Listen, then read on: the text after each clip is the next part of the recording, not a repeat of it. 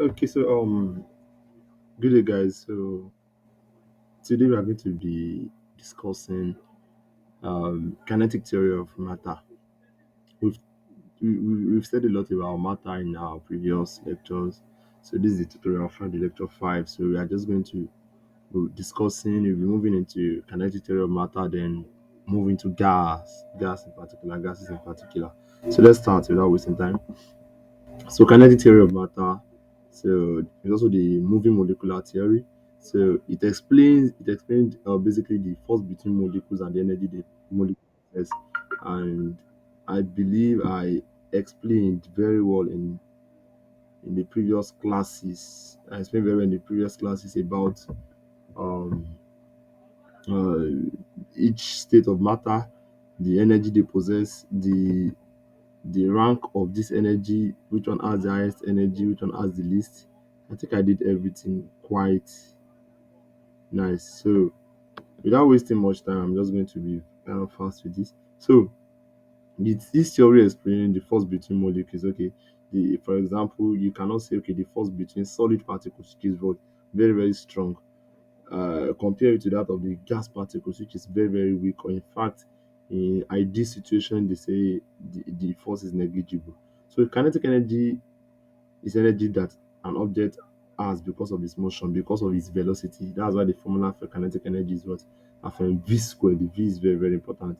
And don't forget, it's a matter because it has a mass. Okay, so this theory is based on three theories about matter. The matter is composed of small particles. That's what we did in what particulate nature of matter. Then the space the molecules occupy, which is the volume of all matter must occupy a space, depends on all matter must have a space, must occupy a space, shey get. And the space they occupy, which is the volume, depends on the space between the molecules and not the space the molecules occupy themselves. That's just the idea. The volume of a gas does not really depend on, if you take the particles of that size, what is the volume, what is the space that this particle occupies. So the space occupied by a whole matter itself does not depend on the space of the individual particles, but the space in between. You get my point? So the molecules are in constant motion. I believe we already said that in the particulate nature, where we also discussed Brownian motion and every other guys. So the crux of the kinetic theory is illustrated by some natural phenomena such as what Brownian motion, diffusion, effusion, osmosis, dissolution, sublimation, and evaporation. We've discussed some of this, even most of this in the previous lecture, but just to bring into our remembrance, let's see what we have here again. So the Brownian motion, which is just the rapid and random zigzag motion, is a random motion. Shall you get? And then we saw into this in the last lecture. So diffusion or diffusion basically is a movement of what of molecules from region where they are more concentrated to region where they are what where they are of lesser concentration. Example, you spray perfume in one corner of a room, then you just kind of it should just appear that okay, the whole room is already filled with that perfume. That's diffusion. Diffusion also occurs in liquids, but in a slower rate than gases because the kinetic energy possessed by the liquid particles is lower compared to that of gas. So that's the idea there. Then it hardly occurs in liquid at low temperature because basically liquid solids are at low temperature because um their particles is kind of I don't want to use almost at rest, they are not moving at all. But when you increase the temperature of your solids where they gain more kinetic energy, the the impossible starts happening. So that's the idea there. Okay, then we also have effusion. The effusion is just the movement of the gas from one container to another, passing the wall through a tiny hole. That's just effusion. Nothing so deep. Dissolution, that's just dissolving. So you get this is the intimate mixing of the molecules of solute with those of what solvent, intimate mixing that you may not be able to what differentiate between the two. Don't forget I explained phase and I differentiated phase and state in the last lectures. Okay, sublimation. So is the change from what solid to gaseous state. That means your solid state particles kind of gain a kinetic energy in the sense that they just started moving. They kind of they overcame the cohesive forces between them. Cohesive force is the force bringing molecules of the same type together. She get so the force that is in between the particles of or the molecules of your solid, if you hit them and they gain a kinetic energy greater than that force, she get, then they become what? Moving gases. That's the idea. Then evaporation changed from liquid to what? To vapor. Sublimation is solid to vapor. Okay, almost the same explanation for this. The kinetic theory of gases. So it's just used to explain the behavior of gases, and we have some assumptions. And these assumptions are very, very important in your exam. They ask it a lot. So the first thing you need to know here is that a gas is composed of large number of identical molecules moving at different speeds. Sure you get. Then that's the first assumption. Then the space occupied by the gas molecules themselves is negligible. You can neglect it. Sure again, right? We said that this space occupied by them, the space of the whole matter does not depend on the space occupied by them, but the space in between them. Shey you get? So the space of those individual particles is so negligible that we can ignore it. That's an assumption made that it is so small that we can neglect it. Then the molecules are independent of one another. That is, the force of attraction and repulsion between them are small and negligible in the sense that the force that is of attraction between the particles of molecules of gases and all is so small that it does not have anything to do with, like, it is not really interfering or into any other thing we are doing. It is so small that we can neglect it. The molecules collide with one another and with the walls of their container elastically, in the sense that kinetic energy is conserved. That's the idea. Elastic collision. Kinetic energy is what means the kinetic energy possessed by a particle before hitting another particle. This Some of the two kinetic energy is equal. Do you get my point? So that's that. Then the temperature, the essence of that is to make sure that the average kinetic energy of the mixture is a constant. Do you get my point? Then the temperature of the gas is the measure of what average kinetic energy of the molecules. That's the idea. That's temperature. In fact, this line is the most important. The temperature of a gas is a measure. That's the definition you have to note now. The definition for temperature, which is, don't be saying temperature is the degree of hotness. No, temperature is of a gas is a measure of average kinetic energy of the molecule. Not just gas now, sef. Anything. Temperature is a degree, is a measure, or is a measure of what average kinetic energy of what of the molecules of the particles of the in that guy. So based on the assumption stated, the catalytic properties of a gas can be defined and explained in terms of kinetic theory. Number one, the volume of a gas is the space accessible to the gas. Okay, you know that. Then uh pressure is just like, okay, don't forget, pressure is force over area. So the pressure of a gas now is now what? The force with which the gas molecules bombard a unit area of the container. Force over area. The force, let's say you take a unit area, so what is the force felt by this area? Shey you get? That's just what the pressure. Then the temperature is measure of average kinetic energy of the molecules of a geometric sample of a gas. Okay. Standard temperature and standard pressure, you just know this is what 273 Kelvin and 1 atm. So the mole is the quantity of a gas that contains the Avogadro's number of molecules. This definition is very important. The mole is the quantity of a gas that contains what 6.02 times 10 to the power 23 what number of molecules. That's the idea. So the gas laws that we have are not going to we are these laws are basically something we've seen over and over again. So we are going to just discuss them, then give you all the possible scenarios, how to use them in your calculations, then the possible traps you should expect. So the Boyle's law. So Boyle's law, the was Marriott's law. It's just basically you are relating when you are talking about compression, or like compression of a gas, and then it's just about compression of a gas. You get, when you are compressing something, you are applying what we call pressure on it. Then when you apply pressure on that guy, what happens to the volume? Volume decreases. Shey you get? So that's just what Boyce is telling us. It's about you applying pressure and it having effect on the volume. That's the idea. But what we need to notice is that the temperature is constant. Shey you get? And the law states that the pressure of a given quantity of a gas, of a fixed mass of a gas, varies inversely with its volume at constant temperature. As you increase the pressure, as you are, when you are compressing something, you are increasing the pressure. See compression like pressing, like in the image to the right here. Look at it. They are pressing that particular gas down. They are pressing it down. The initial one, look at the pressure. You have to note the temperature scale is constant. Then the volume is from, let's say we didn't get the units here.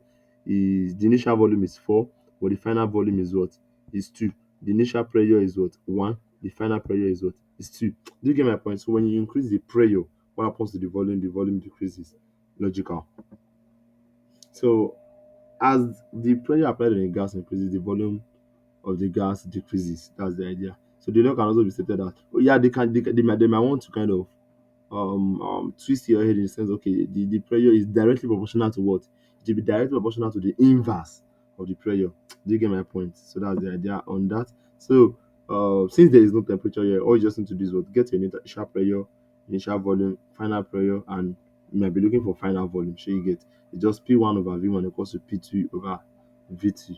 As basic as that. Solve as much as question you can solve. If you have any issue, drop it on the group. So Charles law, or the Charles law, that pronunciation might be it's actually wrong.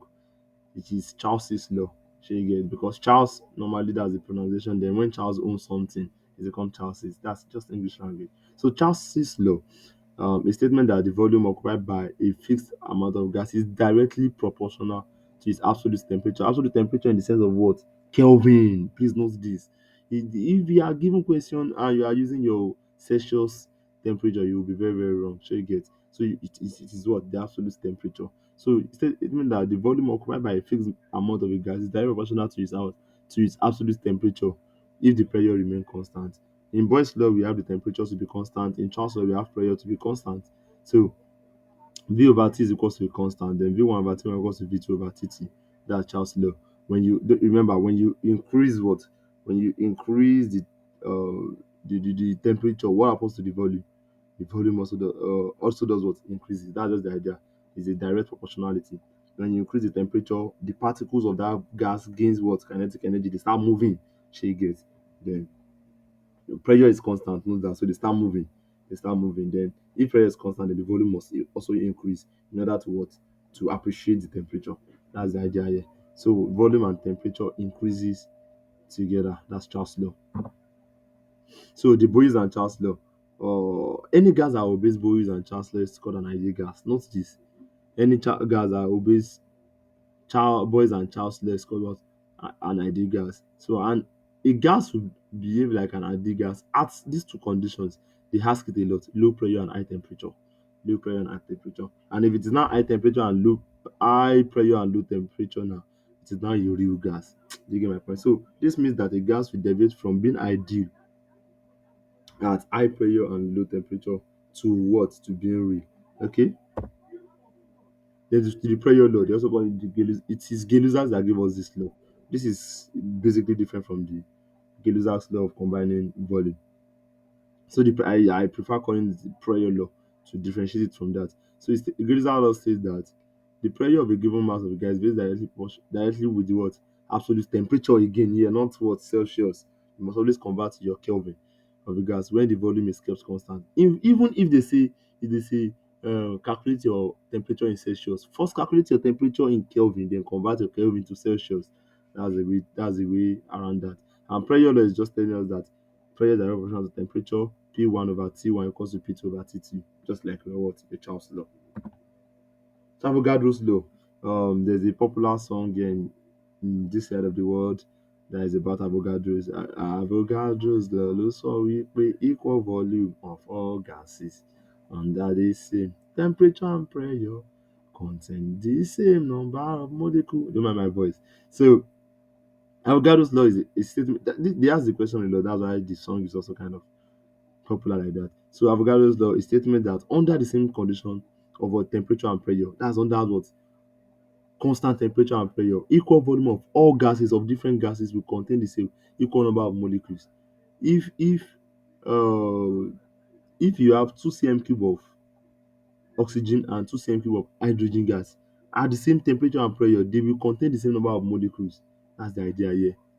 I don't know if you get my point. In fact, there's the concept of what? Molar volumes. Molar volumes in the sense that 1 mole of any gas, just pick it up, any gas, even air, 1 mole of any gas at STP, at standard temperature and pressure, which is what 273 Kelvin and what and 1 atm.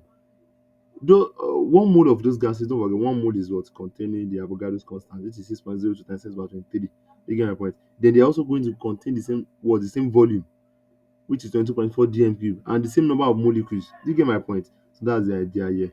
So Avogadro's is so making sense in the sense that equal volume or equal moles she get at the same temperature and pressure, they will contain the same number of molecules. What that number of molecules? 6.02 times 10 to the power what? 23. Okay, general gas equation. So that's also the Gauss law. So you don't mix it up. So it is just a combination of what three laws: the Boyle's law, Charles' law, and what Avogadro's law. So in Boyle's law, we have mole mole and temperature to be constant, mole and pressure to be constant in Charles's law. Then temperature and pressure to be constant in what Avogadro's law. Then when you combine the three guys together, you have volume that is proportional to what T N or NT over what over P. If you see that very well, you notice that where N, T and N they are numerator in Charles and Avogadro's law, while P is denominator in what Boyle's law. They just combine those three laws. And the volume of a gas is proportional to the number of moles and the temperature, and inverse proportional to the what to the pressure. As simple as that. So there are this Gauss law. We have this. So normally, since it's a proportional, don't forget it's a proportionality. This thing it is just proportional. When you introduce your equality sign, a constant must come in. Shey get, and that constant is the gas constant, which is R, and that's different values with different units. Shey get my point. So you can note that you can have the value to be 0.80204, 0.0804 rather. Shey get, you can have 8.314, and those together having different units. 8.314 will be joules per mole per Kelvin. 0.0802 would be um atm liter per mole per Kelvin. Do you get my point? So different value at different what temperature, at different units rather. Let's move on. So the Dalton's law of partial pressure. This one is somewhat confusing to students, but it's basically simple. So, based on the kinetic theory of gas, a gas will diffuse in a container to fill up the space it is in and does not have any force of attraction between the molecules. That's one of the assumptions for what ideal gases. Ideal. So, in other words, the different molecules in the mixture of gas are so far apart that they act independently. They do not react with one another. I mean, with each other or one another, basically, if they are to each other. Then the pressure of an ideal gas is determined by its collision with the container, not collisions with molecules of other substances. There are no what other collisions. Okay, a gas will expand to fill the container it is in without affecting the pressure of another gas. That's making sense, right? If you have more than two, that's when you have more than what two gases or more than a gas in a container. So it can be concluded that the pressure of a certain gas is based on the number of moles of that gas and the volume and temperature of the system. Basically, because we are using number of moles because we know that one mole is what 6.02 times 10 power 23. So number of moles is corresponding with the what number of particles. So and the collision of these particles with the container is what brings in the pressure, right? Yes. So that means if you now say, okay, you have 2 moles of this guy, 2 moles of this guy is going to contribute a pressure that 2 moles of any other gas too can contribute. Do you get my point? Because 2 moles of this guy is same time as 2 moles of any other guy. So because 1 mole of any gas is what 6.02 times 10 power 23. That's as basic as that. So each gas exerts its own pressure on the system, which can be added up to find the total pressure of the mixture of gases in a container. This is shown by the equation. So the total pressure is the what summation of the individual what pressure of gases in a container. Let's move on for you to get it better. So from this how they got it. So you can see that okay, we have P equals nRT, and then the total the if we know the molar composition of the gas, so then we can say the total moles in that gas will be what Na plus Nb plus what Nc blah blah blah blah blah like that. Then we can also look at the last formula there. The total pressure times volume is equal to the total moles. If you can have your total mole, you can also get the total pressure. That's just the idea. Because we know that okay, if the 1 mole of one gas there is if 1 mole of one gas there is okay, I said if the mole of a gas there is maybe 2 moles, then the mole of another gas is 3 moles. 2 moles of that guy is going to be 2 times 6.02 times 10 power 23. 3 moles of the other guy will be what? 3 times 6.02 times 10 power 23.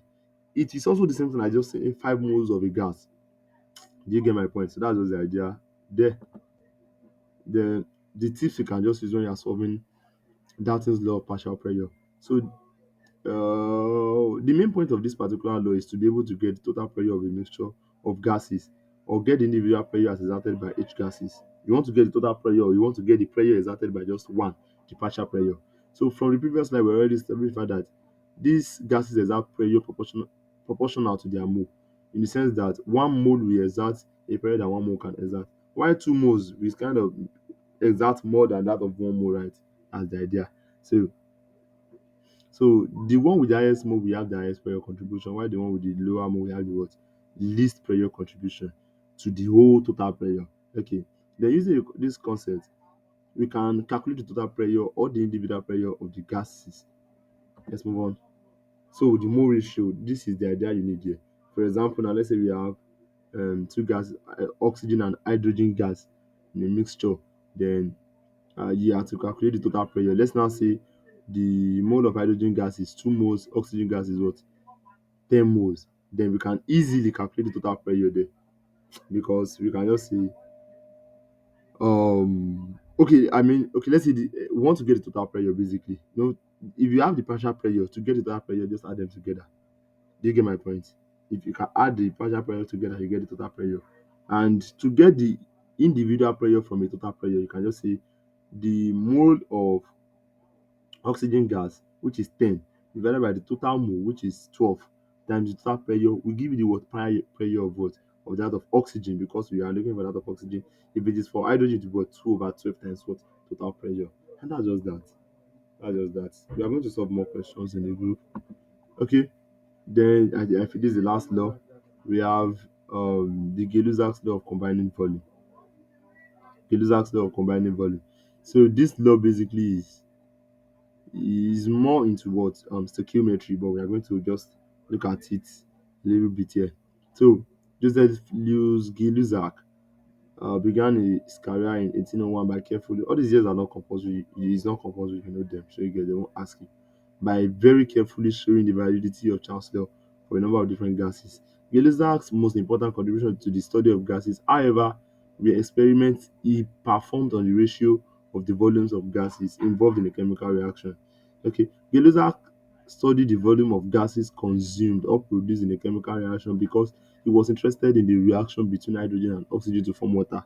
He argued that the measurement of his weight, he was just trying to get what, how does this guy react? She get like if any other thing is contributing to it and all. She get. Then when he did it, he noticed that uh, let me just say approximately 200 parts by volume of hydrogen were consumed for every 100 parts by volume of oxygen.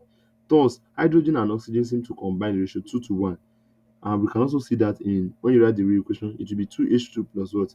1O2 to give me what? 2H2O. Do you get my point? So that's how they react. So it will now be 2 volume plus 1 volume to give me 2 volume, right? That's Gay-Lussac's way of combining volume. That's everything involved. So for Gay-Lussac's law now, if they're not okay, they give you 200 of hydrogen and 200 of oxygen. You already know that what there will be what 100 of oxygen left. Do you get my point? So that's just the idea. And when you use 200 of hydrogen and 200 of oxygen, there will be 100 of oxygen left, and there will be what 200 of water produced. In that sense, you can really move around calculating what the volumes, the combining volumes and all. So that's just it. So the last one, I thought that was the last. So Graham's law of what? Effusion, or Graham's law of diffusion basically. So it was postulated by Scottish physical chemist Thomas Graham in is from Scotland actually. She gets then in 1848. Graham found experimentally that the rate of effusion of a gas is inversely proportional to the square root of their molar mass of its particle. So this formula is stated as rate A over rate B is equal to the square root of molar mass B over molar mass A. And let's say, for example, you have oxygen and hydrogen. So the rate of at which oxygen diffuse over rate at which hydrogen diffuse is now equal to the square root of what? Molar mass of hydrogen over molar mass of oxygen. Very simple. That's just the formula. But what you need to now understand is what is this rate? So rate basically, I think I explained that in the next slide. Yeah, okay, yeah. Rate in a simple term is quantity or amount or degree of something measured per unit something else. That's just it. And but when you're talking about grams of diffusion, you are dealing with time basically. That means it is the amount of your gas that is diffusing per unit time. That's just it. So in most cases, you just say the volume of a gas that diffuse divided by the time. That's why you always see V over T. So going back to the formula, the rate will now be what? V A over T A all over V B over T B is equals to what? Molar mass of B over molar mass of A. And then you are good to go with what? Graham's law of diffusion of gases. I think that's all. Take care.